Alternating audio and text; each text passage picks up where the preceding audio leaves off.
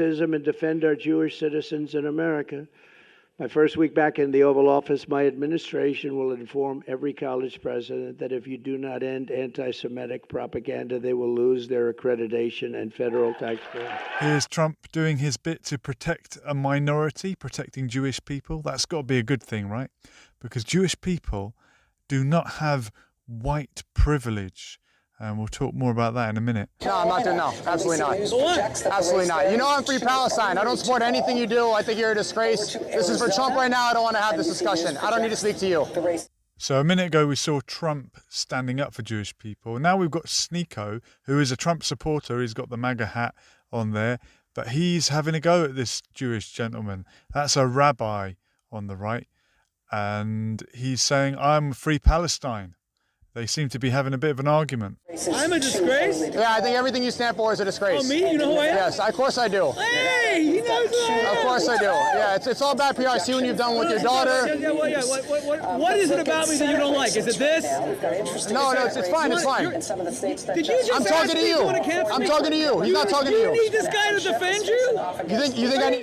If it's relevant, Sneako is a new convert to Islam, and the rabbi is obviously Jewish. That's his religion. Sneako, I think he's part Haitian and part Filipino, so he's from a mixed background.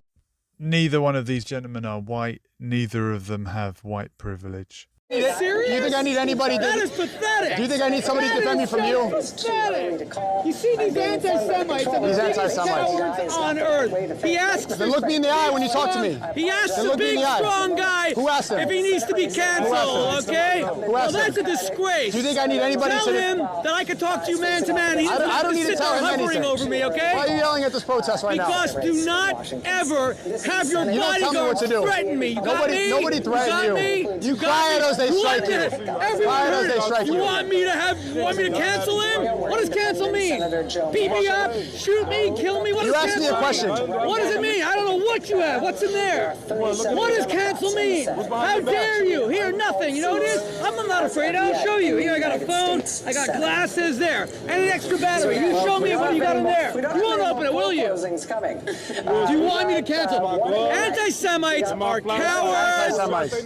Cowards, Jew haters. You guys are the biggest cowards. They're really going at each other now. Sneako is about to bring up the topic of America First, which is a policy that Trump claims to promote. That flag is freedom. America First has nothing to do with Israel. You are about anti-Semitism, racism. You are about bigotry. You are all about, what is it? The Zionists have no part of the Make America Great Again movement. You need to get out. We don't want to fund your country. We have no part of you. America First cannot happen until we get out of there. Wait a second, I'm American. Why don't you go to Israel? You don't want Jews being American.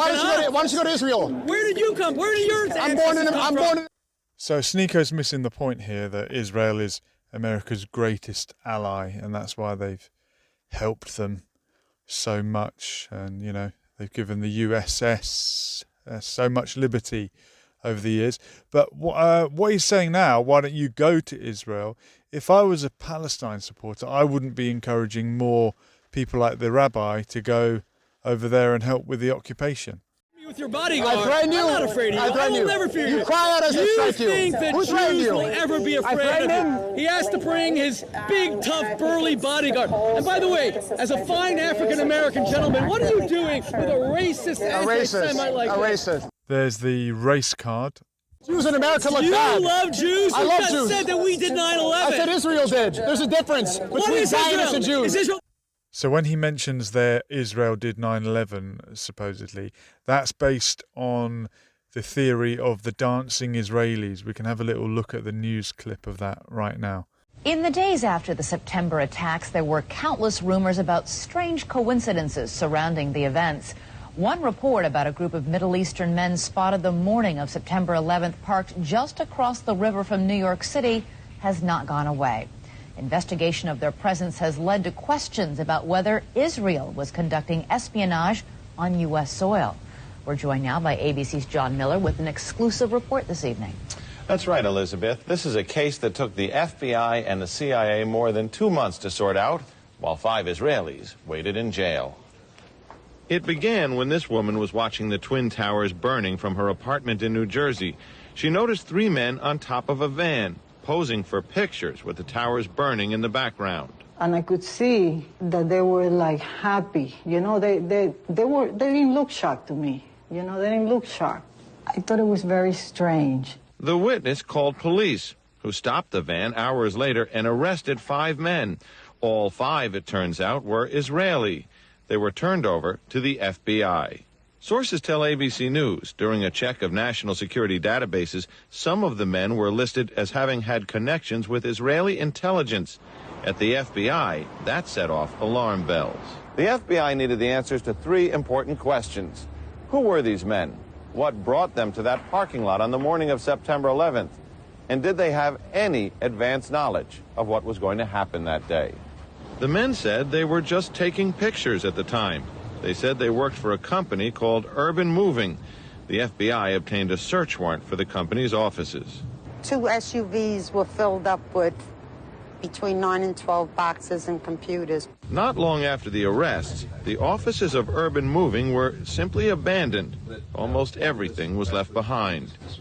In jail, the 5 Israelis were repeatedly interrogated and given lie detector tests. Stephen Gordon was their American lawyer.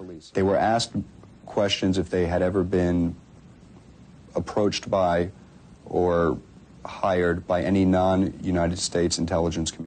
So just because some Israelis happen to be filming the events of 9/11, it doesn't mean that Israel was responsible for 9/11. Were they spies? Possibly. Did they have advanced knowledge of it? Maybe, but maybe America did as well. We might never know the truth on that one, but I think it's very unfair to say Israel did 9/11. It is not as simple as... Earlier on we mentioned about whether or not Jewish people are white, whether or not they have white privilege. Ben Shapiro, great points there from Ben Shapiro, who looks a bit like a white guy, but actually isn't. But, you know, you could look like a woman and actually be a man. You could look like a white person, but not actually be.